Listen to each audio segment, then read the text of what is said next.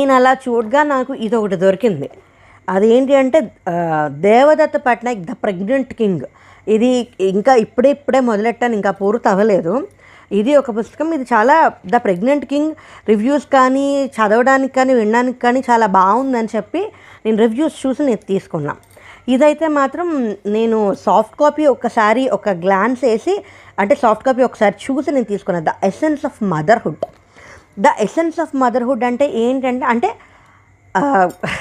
మదర్హుడ్లో ఉన్న అంతా మనకి ఎప్పుడు అప్స్ ఉంటాయి, డౌన్స్. అది ఇక్కడ అది కూడా 'the ups and downs of being a mom'. Caption కూడా అది.